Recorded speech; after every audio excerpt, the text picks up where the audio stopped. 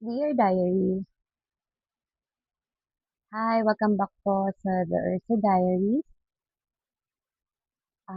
May gusto po akong ikwento sa inyo ulit. For today, gusto kong ikwento sa inyo ang tungkol sa kailan ba talaga handang muling magmahal pagkatapos ng halos 2 dekadang relasyon. Um, ang dami kong natatanggap na tanong tungkol dito, kaya naisip kong ikwento sa inyo. So, handa ka na bang magmahal ulit? Ang totoo, hindi ko alam kung gusto ko ako. Pero alam ko kung ano yung mga ayaw ko na balikan pagkatapos po ng halos 2 dekada. Akala ko madaling sagutin na lang ito sa panahon mo. Pero hindi. Dahil para sa akin, na-realize ko po, ang paghilom, yung totoong paghilom, walang deadline. Walang kalendaryong tinitignan, walang petsang tama para sa paghilom. Normal yun for me.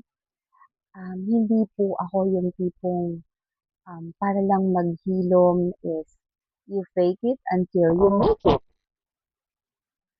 Hindi rin po ako yung tao kukuha ng rebound para lang masabi naka-move on na ako and I'm completely healed.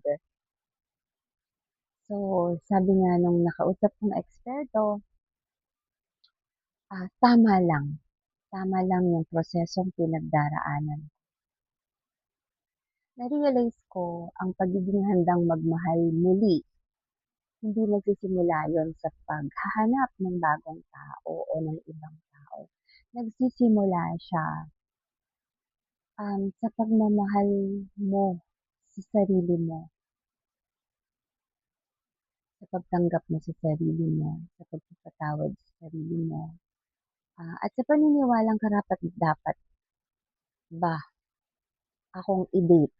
Sabi nga nung isang pina-follow ko, tanungin mo yung sarili mo kung karapat-dapat ka bang i-date o ka-date-date ka ba naman. No? For me, hindi dapat pinipilit yung puso magmadali. Hindi karera, yung paghilom. Darating yung tamang panahon na kapag dumating yon, hindi na kailangan itanong kung handa ka na dahil mararamdaman mo na lang siya ng pusa. Ikaw ba, naniniwala ka ba na may tamang panahon para sa pagmamahal ulit? Kwentuhan po tayo sa comment. Again, nagpapasalamat po ako sa pagsama sa akin. Nakakatawa po. Nakikita kong improvement sa inumpisahan kong journey na ito. At ulit, ito po ang The Ursa Diaries. Tandaan mo, every ending is the beginning of a new chapter.